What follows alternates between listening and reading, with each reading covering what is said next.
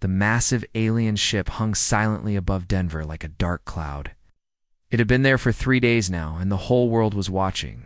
Captain Jake Morrison stood at the edge of the landing zone, sweat dripping down his face despite the cool morning air. He was about to become the first human to speak with aliens, and he had no idea what to expect. The ship was unlike anything humans had ever built. It was smooth and black, about the size of a football stadium, with no visible engines or weapons. It just floated there, perfectly still, as if gravity meant nothing to it.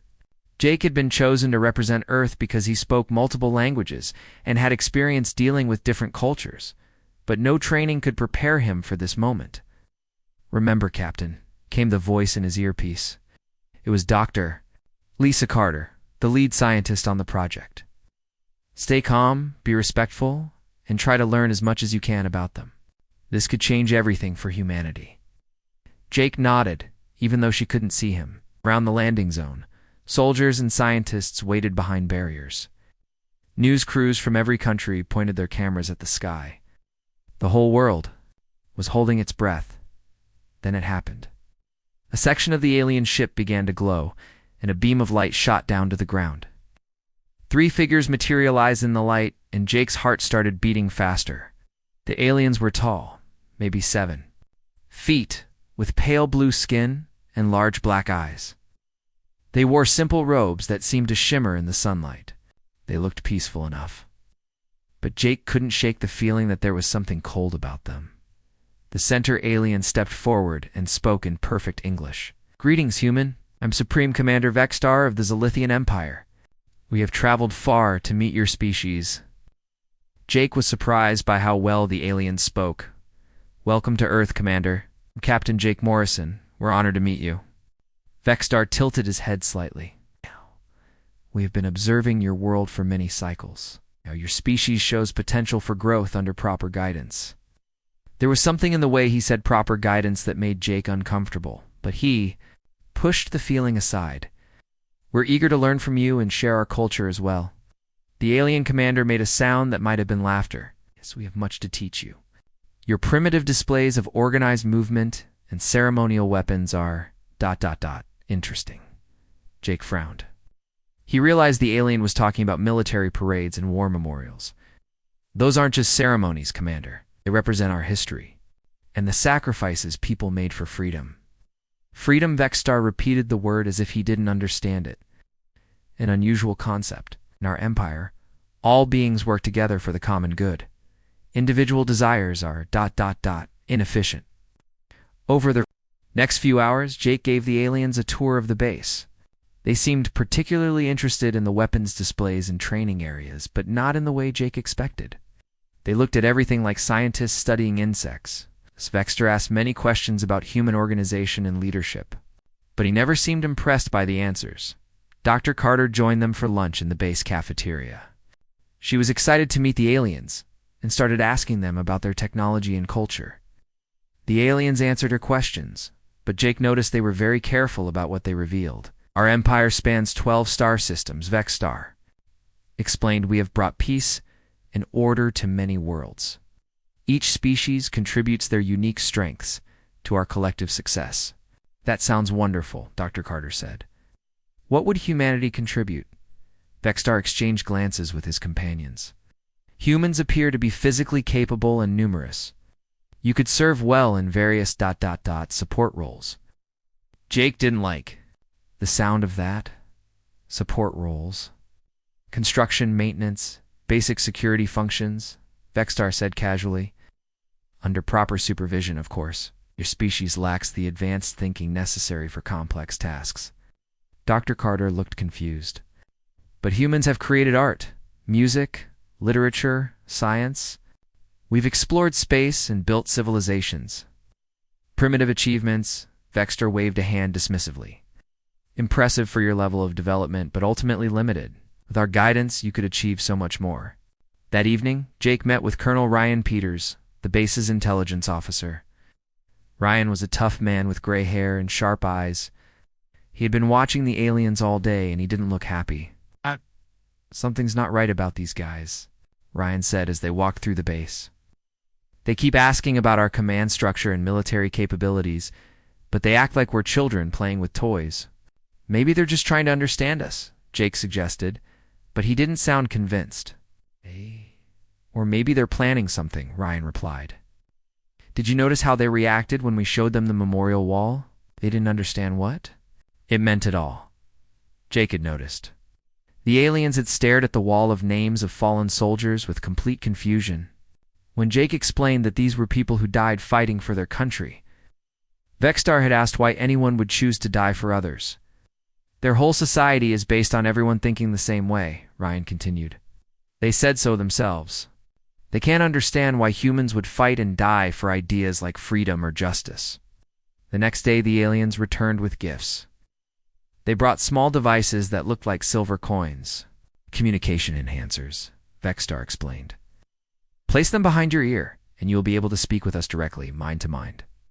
Dr. Carter was fascinated. This could revolutionize human communication, but Ryan pulled Jake aside. Those aren't just communication devices, he whispered. I've seen similar technology before. They're monitoring devices. They want to read our thoughts. Jake felt a chill run down his spine. Are you sure? I'm having them analyzed now, Ryan said. But trust me, these aliens aren't here to be our friends. They're studying us like we're some kind of experiment. Meanwhile, Vexstar was addressing a crowd of government officials and scientists. The Zilithian Empire offers humanity a place among the stars, he said. We will provide advanced technology, medical treatments that could extend your lives, and protection from the dangers of space.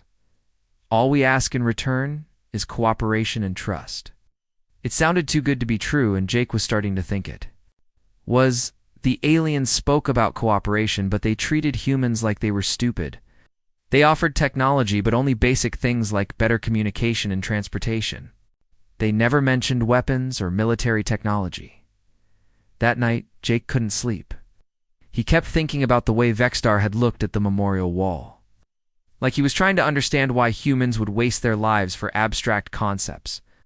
The aliens had conquered 12 star systems, but they acted like they had never met serious resistance.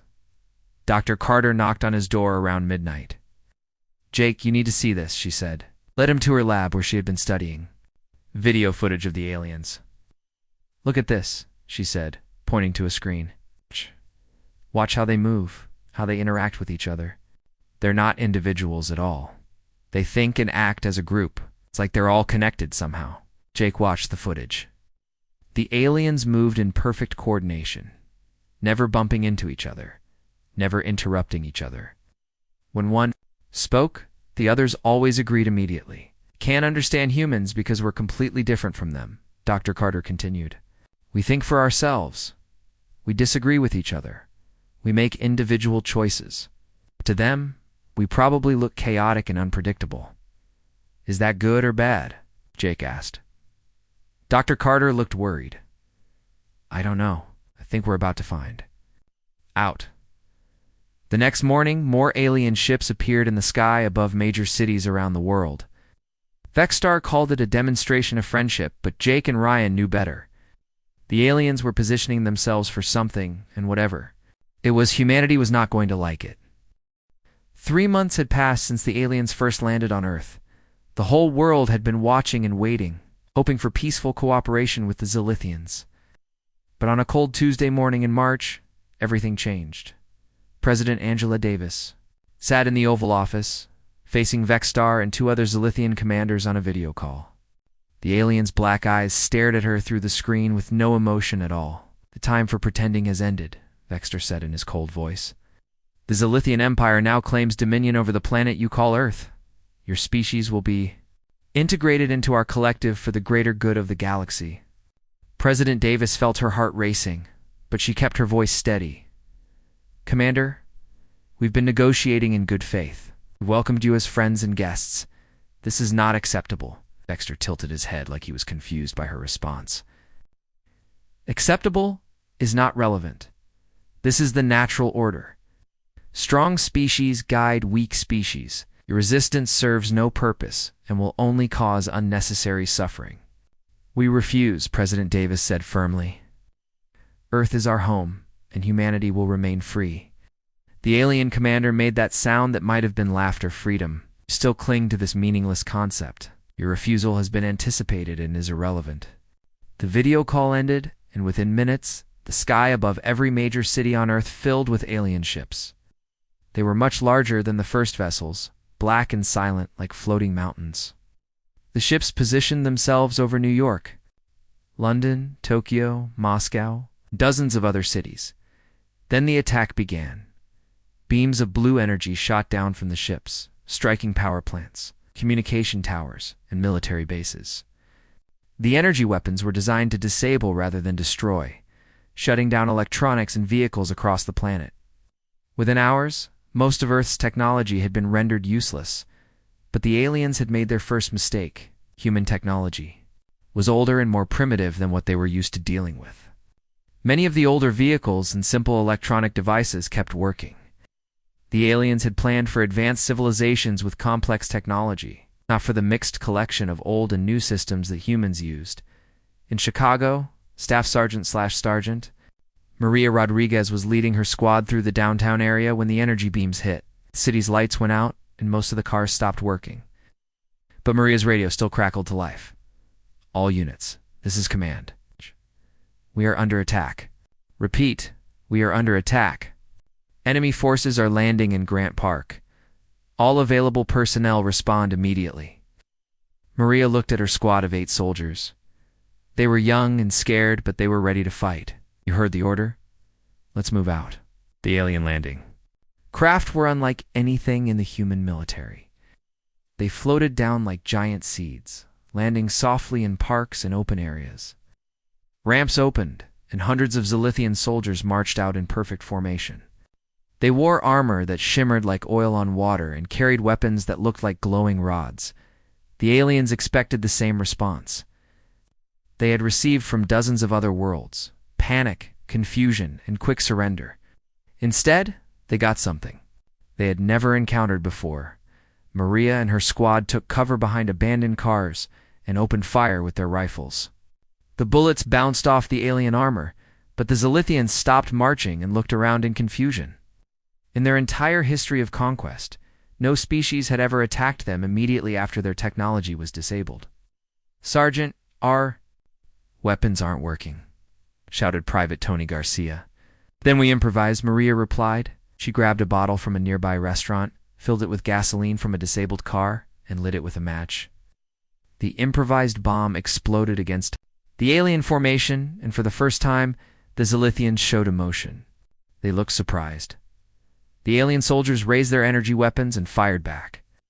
But their shots were aimed at where Maria had been, not where she was going. The aliens were used to fighting enemies who moved in predictable patterns. Maria and her squad moved like guerrilla fighters, using every piece of cover and changing positions constantly across the city. Other human units were discovering the same thing. The aliens were powerful but inflexible. They followed set patterns and procedures that worked against organized military forces, but failed against small groups of humans who refused to follow the rules of conventional warfare. Dr. Lisa Carter was hiding in the basement of the University of Chicago with a group of students and professors. She had been studying the aliens for months, and now she understood why they were so confident about conquering humanity. Oh, they think like a hive, she explained to the others as explosions echoed above them. Every Zilithian is connected to every other Zilithian. When they make decisions, they all agree immediately because they're all thinking the same thoughts. Is that why they're having trouble with our soldiers? Asked Professor Alan Wright. Exactly, Dr. Carter nodded. Humans make individual decisions. To them, Maria Rodriguez and her squad should have surrendered as soon as their main weapons stopped working. The idea of improvising and adapting on the spot is completely foreign to them. Meanwhile, in the alien command ship above the city, Commander Vexstar was receiving reports from his ground forces. The reports confused and frustrated him. Impossible, he said to his subordinates. The human military should have collapsed within the first hour. Their technology has been disabled, and we have overwhelming numerical superiority. The humans are not responding according to standard conquest protocols, reported Subcommander Kexrail. They continue to attack even after their primary weapons. become ineffective. They use primitive explosive devices and change tactics without receiving orders from their commanders. Vextar's large black eyes narrowed. Individual initiative. We observed this behavior during our study period, but dismissed it as inefficiency. How can creatures function without constant guidance? Unknown commander. But it is proving ... problematic. Back on the streets of Chicago, Maria Rodriguez was leading what had become a full resistance movement. Civilians were joining her squad, bringing hunting rifles, kitchen knives, and anything else they could use as weapons.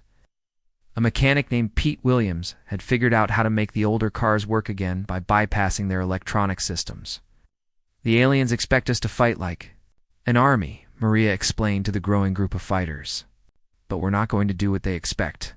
We're going to hit them fast, then disappear. We're going to use their own size and organization against them. The plan worked. Small groups of humans would attack alien patrols, then vanish into buildings and sewees before reinforcements could arrive. The Zilithians would send larger groups to search for the attackers, making them vulnerable to attacks elsewhere in the city. By the end of the first day, the aliens controlled the major buildings and intersections in Chicago, but they didn't control the city. Humans were everywhere, and they wouldn't stop fighting. Similar scenes were playing out in cities around the world. In London, a group of football fans had turned a stadium into a fortress. In Tokyo, office workers were using their knowledge of the subway system to move unseen through the city. In Moscow, former soldiers were teaching teenagers how to make bombs from household materials. The aliens had expected global surrender within 48 hours. Instead, they were facing something they had never encountered before, a species that refused to give up even when facing impossible odds. Commander Vextar was forced to call for reinforcements from other worlds in the Zilithian Empire. The humans were proving far more troublesome than any species the aliens had ever conquered. Perhaps we underestimated their primitive nature, Subcommander Kexrail suggested. No, Vextar replied coldly. We will simply apply more force. Every species breaks eventually. Humans will be no different. But as reports continued to pour in from around the globe, Vextar was beginning to have doubts. These humans were fighting with a determination and creativity that defied all logic. They seemed to grow stronger when faced with greater challenges, not weaker.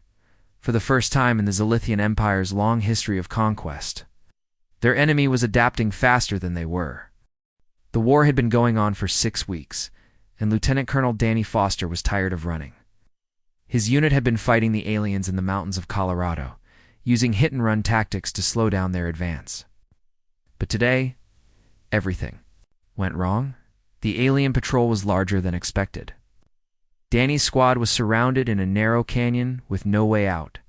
His soldiers fought bravely, but the aliens had too many numbers and better weapons. One by one, his men fell until only Danny was left, bleeding from a wound in his shoulder. The Zilithian soldiers approached him carefully. They had learned to be cautious around humans after weeks of unexpected attacks and improvised explosives. Danny could have tried to fight to the death, but he had a different plan. He dropped his weapon and raised his hands. I surrender, he said simply. The aliens looked confused. In 6 weeks of fighting, very few humans had surrendered. Most fought until they couldn't fight anymore, then tried to escape or hide. The concept of strategic surrender was new to the Zilithians. They took Danny to their main base in Denver, which had once been the airport. The aliens had turned it into a fortress with their advanced technology, but Danny's trained. I noticed weaknesses. In their defenses, they were too organized, too predictable. Every guard walked the same route at the same time. Every patrol followed identical patterns. Commander Vextar himself came to interrogate Danny. The tall alien stared down at the human with his large black eyes, expecting fear or submission. Instead, Danny stared back with calm determination.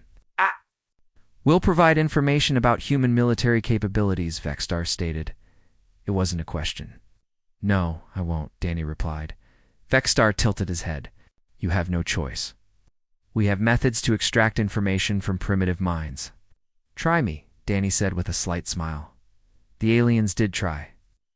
They used advanced technology to scan Danny's brain, but human minds were more complex than they expected. The chaotic, creative nature of human thought made it impossible for their machines to read clearly. After hours of failed attempts, Vexstar grew frustrated.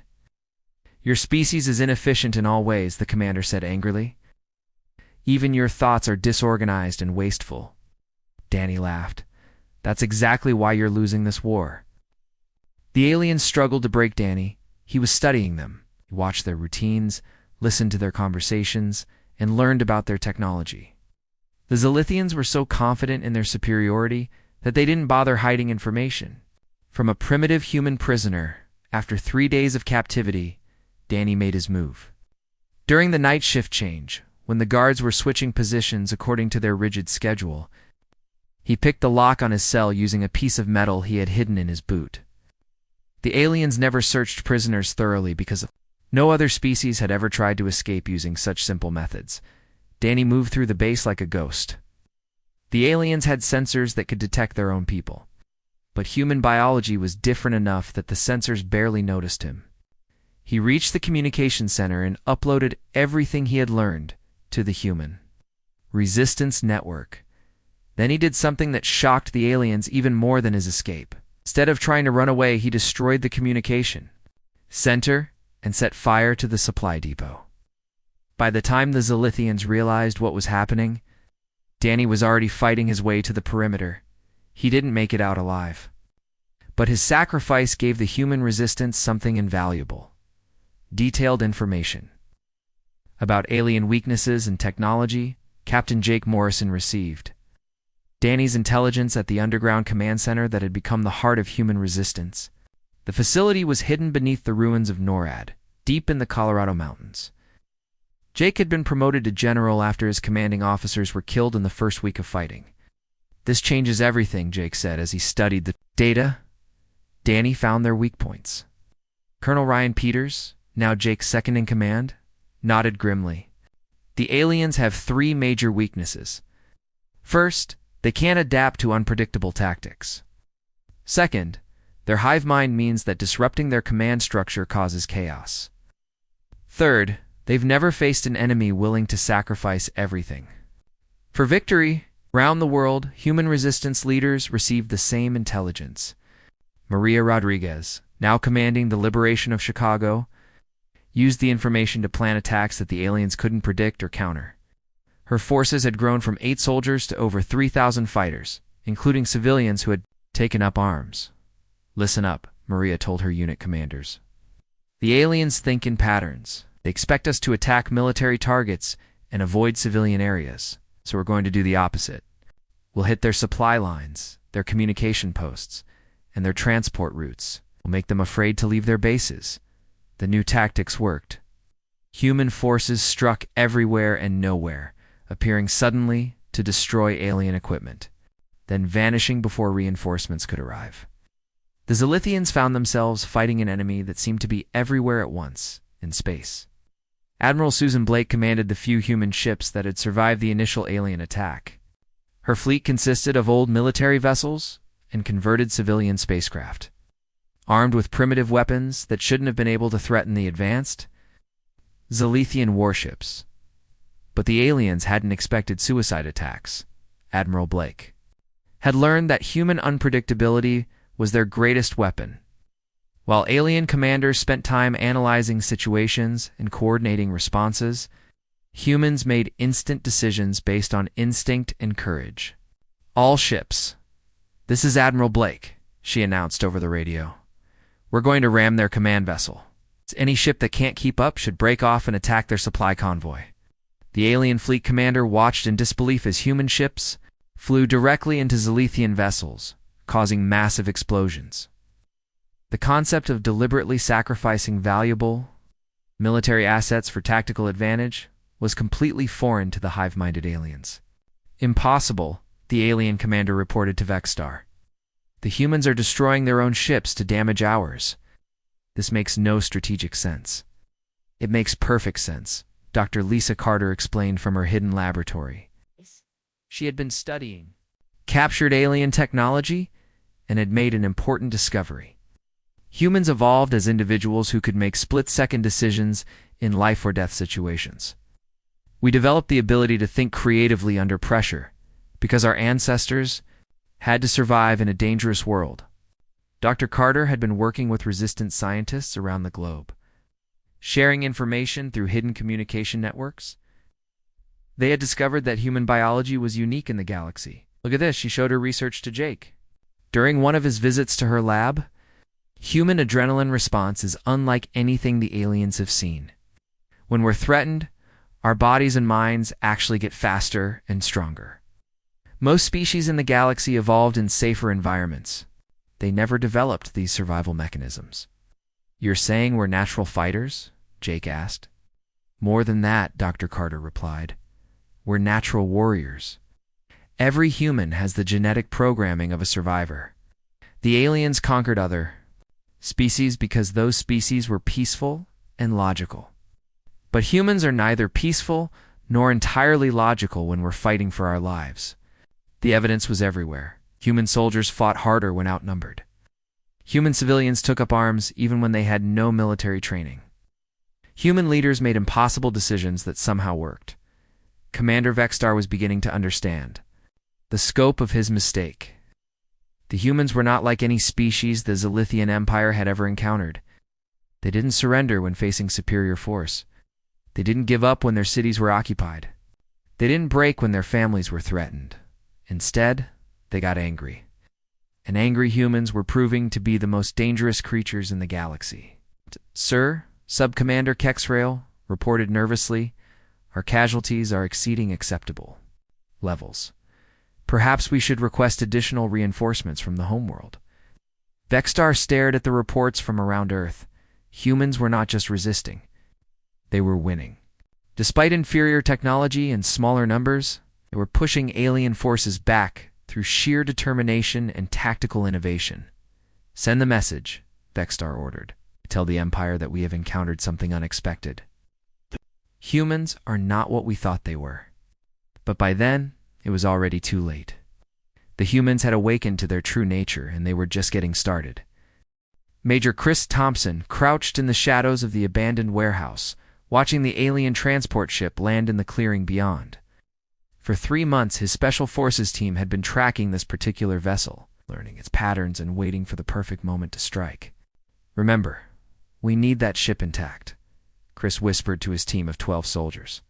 Intel says it's not just a transport. It's a command vessel with access to their entire network. Sergeant Kelly Brooks nodded from her position behind a concrete barrier. What about the crew? Capture if possible, eliminate if necessary, Chris replied. But that ship is our ticket to understanding how their whole operation works.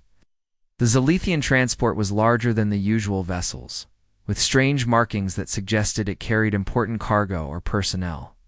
The aliens had grown more cautious over the past few months, but they still followed predictable patterns.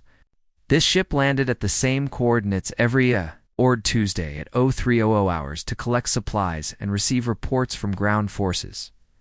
Chris had studied the security recordings that Danny Foster had died to obtain. The aliens used energy shields to protect their ships, but the shields had a weakness. They were designed to stop energy weapons and large projectiles, not small objects moving at specific angles. Brooks, take your team around the back, Chris ordered. Martinez, you're with me on the main assault. Remember, these aliens have never faced a boarding action before. They won't know how to respond. The attack began with a diversion. Sergeant. Martinez and 3 soldiers opened fire on the ship from the front, drawing the attention of the Zilithian guards. The aliens responded exactly as Chris had predicted, forming a defensive line and calling for reinforcements. While the aliens focused on the obvious threat, Chris and the rest of his team approached from an unexpected angle. Using grappling hooks and climbing gear, they scaled the side of the ship and entered through maintenance hatches that the aliens hadn't thought to guard. The interior of the ship was unlike anything the humans had seen before. The walls were smooth and curved, glowing with soft blue light. Strange symbols flowed across display screens like living text. But what surprised Chris most was how few aliens were actually on board. Ow. "Where is everyone?" whispered Private Adams. Probably outside dealing with the diversion, Chris replied. These ships are mostly automated. The aliens don't need large crews because their technology does most of the work. They move through the ship quickly and quietly, following the layout that Danny Foster had memorized during his captivity. The command center was at the heart of the vessel, protected by multiple security doors that should have been impossible for humans to bypass, but the aliens had never expected anyone to use explosives inside their own ship. Chris placed shaped charges at precise points along the doorframe, charges designed to create holes without damaging the systems beyond. The explosions echoed through the ship, and suddenly alarms were blaring. The Zilithians outside realized they had been tricked, but it was too late. Chris and his team were already inside the command center.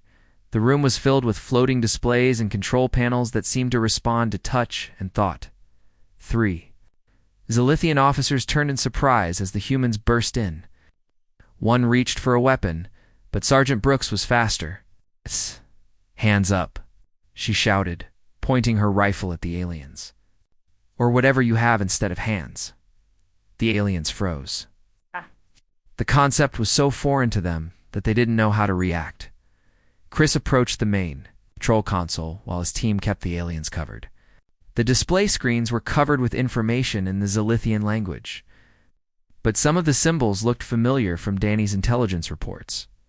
"Can you read any of this?" Brooks asked. "Some of it," Chris replied, touching the screens. Carefully, Danny's notes mentioned these symbols. "This looks like a star map, and this is a communication system." Suddenly, the screens came alive with new information. Messages were flooding in from across the galaxy, and Chris realized they had captured something far more valuable than just a transport ship. This was a communication hub for the entire Zilithian fleet. "My God," Chris breathed. "We can see their whole operation. Look at this." The screens showed the positions of every Zilithian ship in the solar system, their supply routes, their communication networks, and most importantly, their reinforcement schedules. The aliens were expecting a massive fleet to arrive from their homeworld within 2 weeks. But there was something else. Something that made Chris's blood run cold. The database contained records of dozens of other worlds that the Zilithians had conquered. Species after species had fallen to the alien empire, all of them surrendering within days or weeks of the initial attack. "We're the first," Chris said. Quietly, "we're the first species to fight back this long." One of the captured Zilithian officers made a sound that might have been laughter. "You delay the inevitable," it said in broken English. "The Empire spans the galaxy. You are insects fighting giants." Chris looked at the alien with grim determination. "Maybe, but these insects have teeth." Back at the underground command center, General Jake Morrison received Chris's transmission with a mixture of excitement and dread. The captured intelligence was invaluable, but it also revealed the true scale of what humanity was facing. "They have over 3,000 ships in there." "Home fleet," Jake reported to his staff. "And they're all coming here." Colonel Ryan Peters studied the star charts that Chris had transmitted. 2 weeks until they arrive. That's not enough time to build up our defenses, and we don't defend," said a new voice from the back of the room. Admiral Susan Blake had arrived from her hidden fleet base, and she looked like she had been through hell. Her uniform was torn and dirty, and there was a bandage over her left eye. "Admiral, what happened to your fleet?" Jake asked. "We hit their orbital command station yesterday," Susan replied. "Lost half my ships, but we took out their primary communications relay. The aliens can't coordinate their ground forces as effectively now." She moved to the front of the room and pointed at the star chart. "Here's what I learned from that attack. The aliens are powerful, but they're not invincible. Their ships are better than ours individually, but they can't handle our tactics. We've been fighting defensively for too long. It's time to take the war to them." "You're talking about attacking their home system," Ryan said. "That's suicide." "No," Susan replied firmly. "It's the only way to win. Look at the intelligence Chris gathered. Their entire empire is built on quick conquests and intimidation. They've never fought a long war because no species has ever forced them to, but we have." Jake studied the captured data more carefully. Susan was right.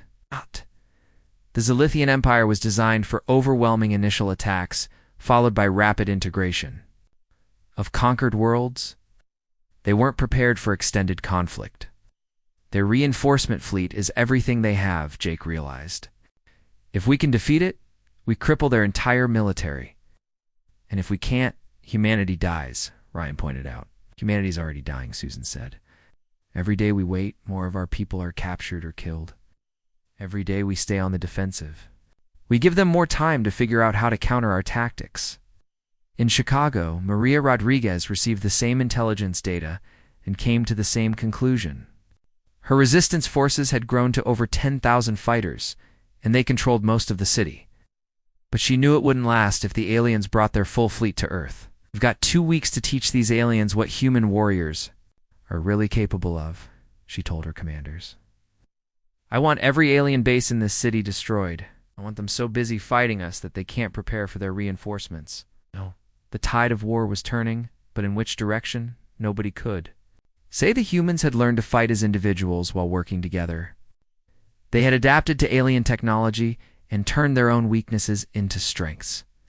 They had shown courage and determination that no other species in the galaxy possessed, but the real test was still coming. Soon, the largest fleet in Zilithian. History would arrive at Earth, and humanity would face its final examination as a warrior species. Admiral Susan Blake stood on the bridge of the UES Defiance, watching the stars grow brighter as her small fleet approached the Zilithian home system. 12 human ships against 3,000 alien vessels. Any sane military commander would call it suicide. But Susan had learned that humans weren't always sane, and that was exactly why they might win. Admiral, we're detecting the enemy fleet, reported Lieutenant Dave Carter at the sensor station. Holy hell, there are a lot of them, Susan nodded grimly. Through the view screen, she could see the Zilithian armada spreading across space like a dark cloud. Their ships were massive and beautiful, gleaming with advanced technology that humanity couldn't hope to match. But Susan had something the aliens didn't understand. She had warriors who refused to give up. All ships, this is Admiral Blake, she announced over the communication system. Today, we show these aliens what humans are really made of. We're not here to win a fair fight. We're here to do the impossible. On the flagship's lower decks, Captain Jake Morrison checked his assault rifle one more time. He was leading the boarding parties that would attempt to capture key alien vessels during the battle. It was a crazy plan, but then again, all of their successful plans had been crazy. You ready for this, General? Asked Sergeant Maria Rodriguez, who had flown up from Earth to join the final assault. Her Chicago resistance fighters had volunteered to serve as boarding troops, bringing their hard-earned experience fighting aliens in close combat.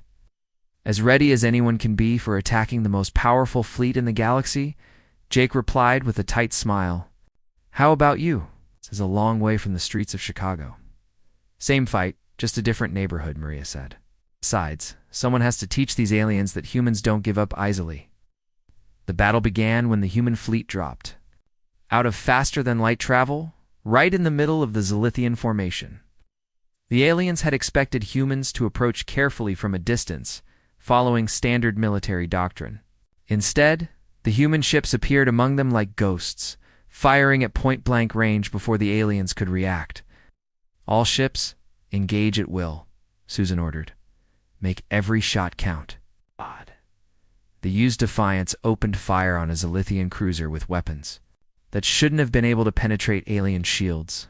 But the humans had modified their weapons using captured alien technology, creating hybrid systems that the Zilithians couldn't defend against because they had never seen anything like them. The alien fleet commander, Supreme Admiral Zexthal, watched in disbelief as human ships weaved between his vessels like fighters rather than capital ships. The humans were using their smaller size and maneuverability to attack weak points that the aliens had never thought to protect. Impossible, Zexthal said to his staff. How can primitive vessels move with such precision? Their technology is centuries behind ours. The humans appeared to be using unpredictable flight patterns, reported his tactical officer. Our targeting. Computers cannot lock onto them effectively. Then use manual targeting, Zexthal ordered. Sir, our crew members do not have experience with manual weapons control. The computers have always handled such functions. That was the Zilithians' fatal weakness. Their technology was so advanced that they had forgotten how to fight without it. Humans, with their primitive but reliable systems, could adapt when their computers failed. The aliens could not. Jake Morrison's boarding craft launched from the Defiance toward a damaged Zilithian command ship. The small shuttle was packed with 20 human fighters, each armed with weapons designed for close combat. The aliens had no defense against boarding actions because no species had ever been crazy enough to try them. 30 seconds to contact, announced the pilot. Hold on, this is going to be rough. The shuttle crashed through the alien ship's hull in a shower of sparks and twisted metal. Jake and his team poured out into the alien corridors, moving fast and hitting hard. The Zilithian crew had never trained for combat inside their own ships. They had no weapons, no tactics, and no experience dealing with individual fighters who thought for themselves. "Secure the bridge," Jake shouted, leading his team through corridors that glowed with alien technology. "Maria, take your squad too. Engineering, we need this ship intact." The aliens they encountered were terrified. These were not soldiers, but technicians and officers who had never expected to fight hand-to-hand combat. When faced with human warriors armed with rifles and determination, they fled rather than resist. Maria and her Chicago fighters moved through the ship like they owned it. They had learned urban warfare in the ruins of their city and alien corridors. Were just another battlefield. They moved with confidence and aggression that the aliens had never seen before. "Engineering secured," Maria reported over the radio. "These aliens don't know how to fight when someone gets close to them." "Bridge secured as well," Jake replied. "Chris, how are you doing on the communication array?" Major Chris Thompson had led his own boarding party to capture the alien communication center. "We're in," he reported. "And you're not going to believe what we found. This isn't just a command ship. It's the Emperor's personal vessel. The discovery changed everything." Jake quickly made his way to the alien bridge where he found Emperor Vexstar himself, the supreme ruler of the Zilithian Empire, the alien. The leader was tall and imposing, with elaborate robes and the same cold black eyes that all Zilithians had. But for the first time, those eyes showed something new: fear. "You cannot defeat us," Vexstar said in his perfect English. "We are the Zilithian Empire. We have conquered 1,000 worlds." "But you never conquered humanity," Jake replied, pointing his rifle at the alien emperor. "And now you never will." Outside, the space battle was reaching its climax. Admiral Susan Blake watched as her small fleet systematically destroyed alien ships that were individually far superior to anything humanity possessed. The key was not superior technology, but superior tactics and the willingness to take risks that logical beings would never consider. The human ships fought like a pack of wolves against a herd of sheep. They coordinated without rigid command structures, adapted to changing situations without waiting for orders, and pressed attacks even when taking heavy damage. Most importantly, they fought with the knowledge that retreat was not an option. "Admiral, we're taking heavy fire," reported the weapons officer. "Shields down to 30%, and we'll ram them if we have to," Susan replied calmly. "Signal all ships to close distance and engage in knife-fighting range."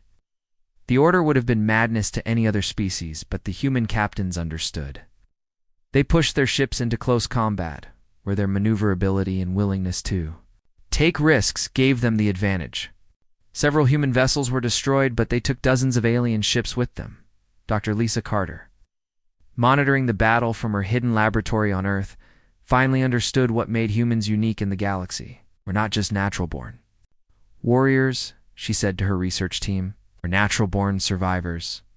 Every other species the aliens conquered had evolved in peaceful environments, but humans evolved in constant danger.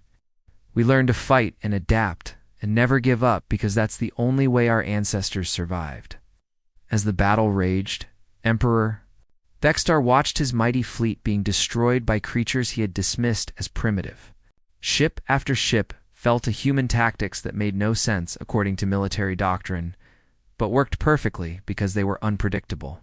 "How?" he asked Jake, in a voice filled with confusion and defeat. How can inferior beings defeat a superior force? Jake looked at the alien emperor with something that might have been pity, because you don't understand what warriors are. You think war is about having better weapons and larger numbers, but war is about will. It's about refusing to quit when everything looks hopeless. It's about fighting harder when the odds get worse. He gestured toward the view screen where human ships continued their impossible battle against overwhelming odds. Every human on those ships knows they might die today, but they also know that their sacrifice means humanity survives. Something your hive mind can never understand. The final blow came when Maria Rodriguez and her boarding parties captured the alien fleet's main communication hub. With their coordination destroyed, the Zilithian ships could no longer fight as a unified force. They became individual targets for human hunters, who had learned to exploit every weakness.